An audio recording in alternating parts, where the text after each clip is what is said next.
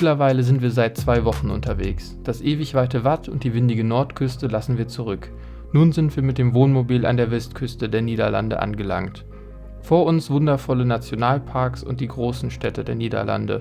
Wir freuen uns auf die gläsernen Großstadtgiganten. Vor uns liegen Amsterdam, Den Haag und Rotterdam. Der halbe Monat Wohnmobilleben gibt uns so langsam Routine. Aufstehen, Frühstück machen, die beschlagenen Scheiben vor der Abfahrt wischen.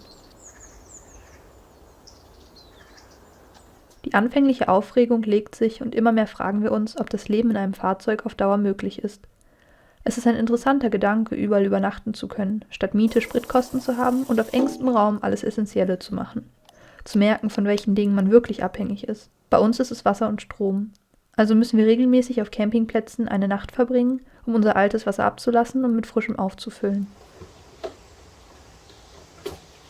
Nicht perfekt, aber sollte passen. So halb, gell?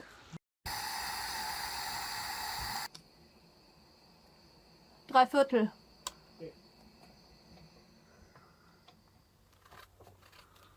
Auch Internet stellt sich als sehr wichtig heraus. Wir haben wenig vor unserer Reise recherchiert, also verbringen wir Zeit in Cafés und Kleiderläden mit Internet, um unsere nächsten Tage so grob zu planen.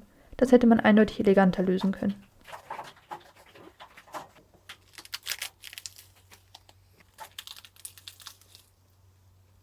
Wenn es abends früh dunkel wird, haben wir viel Zeit zum Kochen. Ansonsten essen wir sehr einfach. Es gibt jeden Morgen Haferporridge, aufgepeppt mit unterschiedlichem Obst.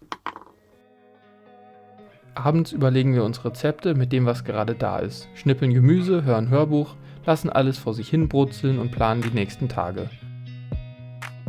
Das liegt ganz gut in der Luft, das Känguru. Kommt aber auch drauf an, wie sie geschoren sind. Da zieht mir eine Bärenpranke von hinten auf die Schulter. Haben Sie da gerade mit uns getreten?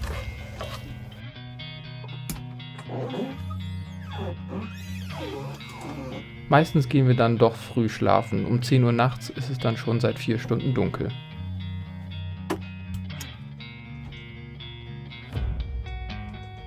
Tada! Jetzt haben wir ein Bett. Im Sommer wäre das bestimmt anders. Uns fällt auch auf, dass im Sommer der Raum um das Wohni mit zum Wohnraum verschmelzt und man dadurch nochmal mehr Platz hat.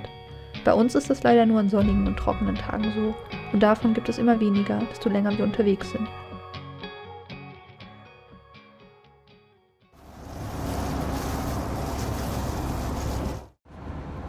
Also suchen wir Unterschlupf in den Städten.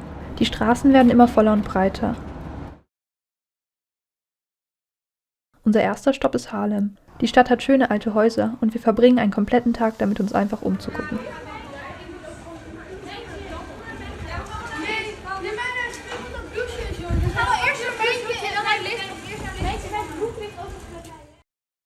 Es geht immer weiter für uns. Aus einspurigen Landstraßen werden 8-spurige Autobahnen in Richtung Amsterdam.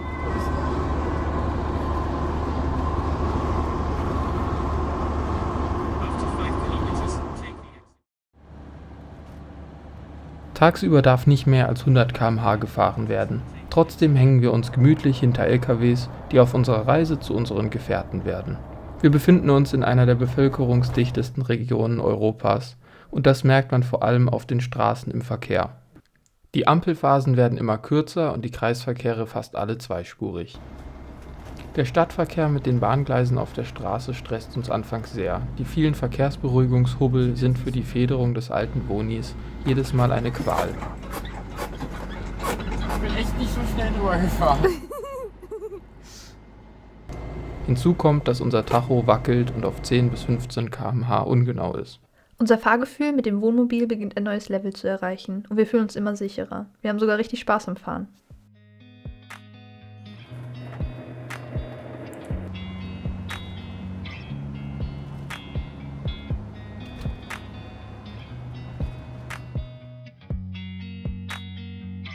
Auf Amsterdam freuen wir uns schon die ganze Reise. Die Hauptstadt ist bekannt für ihr künstlerisches Erbe, schmale Häuser mit Giebelfassaden, die auf das sogenannte goldene Zeitalter der Stadt zurückgehen. Leider empfängt uns die Metropole mit einem ganz anderen Gesicht. Wir fühlen uns so unwohl, dass wir überhaupt nicht dazu kommen, etwas zu filmen. Die Stadt ist eng, schmutzig und verlebt, selbst Ende Oktober überfüllt mit rücksichtslosen Drogentouristen aus ganz Europa. Wir sind schockiert von der Menge an Bettlern und Obdachlosen auf den Straßen. Wir verkrümmeln uns schnell in den moderneren Teil der Stadt. Dort sind die Straßen breit, übersichtlich und untouristisch.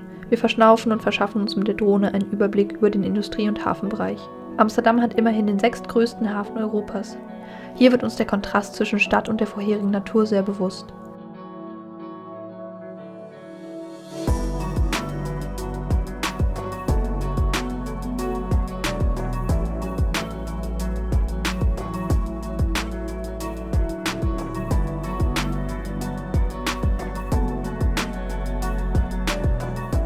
Am Ende des Tages sind wir erschöpft und unsere Füße tun weh, nach 22 Kilometern durch die Stadt laufen.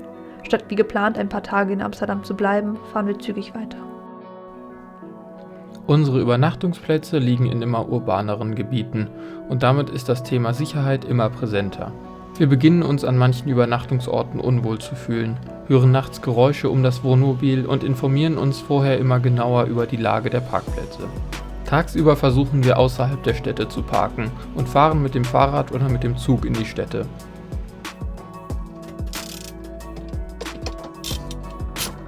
Das Lenkradschloss benutzen wir immer und lassen bewusst die Vorhänge offen, damit klar ist, dass keine Wertgegenstände im Boni liegen. Wir haben aber zum Glück keine negativen Erfahrungen machen müssen. Weiter geht's in Richtung Den Haag, Heimat der niederländischen Königsfamilie und bekannt für seine Küstenatmosphäre.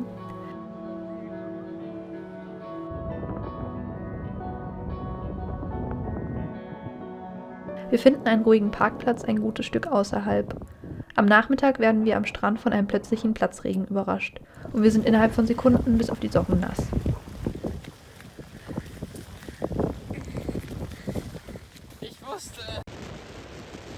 Am Abend aber reißt die Wolkendecke auf und wir erleben einen wundervollen Sonnenuntergang. Wir haben uns gefühlt wie in einem Science-Fiction-Film oder einem dramatischen Caspar-David-Friedrich-Gemälde. Wir bleiben ganze 3 Nächte auf dem Parkplatz.